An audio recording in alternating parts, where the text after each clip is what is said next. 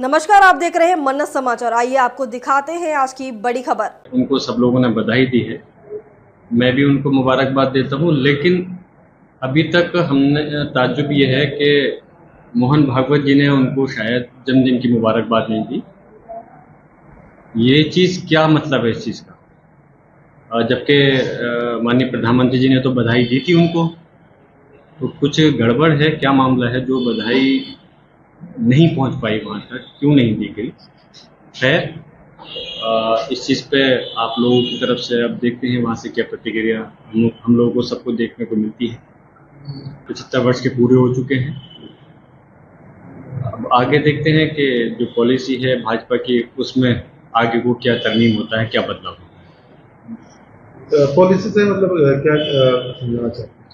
Policy यही है कि जो आप लोग भी जानते हैं, लेकिन आप क्वेश्चन पूछना चाहते हैं, तो जो 75 साल की रिटायरमेंट की पॉलिसी है उससे रिलेटेड देखते हैं कि अब क्या रहता है कि प्रधानमंत्री जी रहेंगे अपनी जगह पे या अपनी जगह बदलाव करें। नहीं तो देखिए, अगर इस बात को मैं किसी के कहने पे नहीं कह रहा, लेकिन वाकई में जो इनकम हुई है, अगर पहलगांव के पीड़ितों को अगर वो इनकम बांट देते हैं तो एक अच्छा कदम होगा।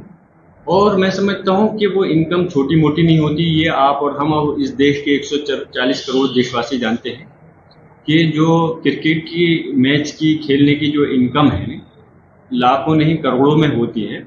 और अगर एक सिर्फ मैच की या सीरीज की इनकम को अगर आप बांट देंगे तो खिलाड़ियों की उन पर कोई असर नहीं पड़ने वाला। और इससे लेकिन इतना ज़रूर है, एक अच्छी शुरुआत होगी। और जो पीड़ित हैं उनके परिवारों के जिन लोगों की जान गई है, जान तो वापस नहीं आ सकती, लेकिन उस रकम से मरहम लगने का जरूर काम हो सकता है। कोई इसमें कुछ वो नहीं है कि देखिए, चाहे राजनीतिक लोग हों या वो हो, सब बांट सकते हैं अपने उसमें। लेकिन इसकी शुरुआत क्रिकेट टीम के लोग अगर करेंगे तो अच्छा होगा, और लोगों को भी उस चीज़ की प्रेरणा मिलेगी, वो लोग भी आगे कदम बढ़ा करके इस चीज़ को कर सकते हैं। परमाणु बम की धमकी से नहीं डरते, हमें खुशी है। और मैं फिर से इस बात को कह रहा हूँ कि देश की जब भी बात आएगी, हम ये नहीं देखेंगे कि सरकार भाजपा की है, ये सरकार किसी दूसरी पार्टी की है। देश के मुद्दे पर हम पूरी तरह से सरकार के साथ हैं, देश के साथ हैं, जहां देश का मसला होता है। और डरना भी नहीं चाहिए। हमारा देश क्यों डरे?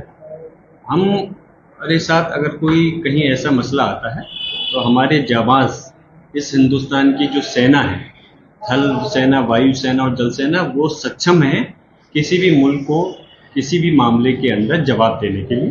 तो इसलिए मैं समझता हूँ हमारे देश की सेना की मजबूती इतनी है कि हमारे देश को किसी भी देश से, किसी भी धमकी से डरना नहीं चाहिए। अब ये किन लोगों ने लगाया है ये मैं वाकिफ नहीं हूँ, लेकिन इतना मैं जानता हूँ कि अगर जन्मदिन राजनीतिक लोगों का या किसी भी बड़ी हस्ती का होता है तो उनके जो समर्थक हैं वो उसको मनाते हैं। लेकिन मैं समझता हूँ कि इस टाइप की जो शुरुआत करना, धार्मिक लोगों से, जो धार्मिक गुरु रहे हैं, उनसे जोड़ना, वो चीज़ मुनासिब है। क्या रखेंगे इस पर मैं क्या टिप्पणी कर सकता हूँ? वो लेकर के निकले हैं, तो इसका जवाब वही दें कि उन्होंने, उनका क्या मकसद है लेकर निकलने का। इस चीज़ पर मैं कोई खास नहीं कहना चाहता। खबरों में अब तक के लिए बस इतना ही। फिर होगी आपसे मुलाकात, तब तक के लिए नमस्कार और देखते रहिए मन्नत समाचार। ऐसे ही लेटेस्ट अपडेट पाने के लिए हमारे चैनल को सब्सक्राइब करें और तुरंत नोटिफिकेशन पाने के लिए बेल आइकन प्रेस करना ना भूलें। यदि आप हमें फेसबुक या इंस्टाग्राम के माध्यम से देख रहे हैं तो हमारे पेज को फॉलो जरूर करें। धन्यवाद।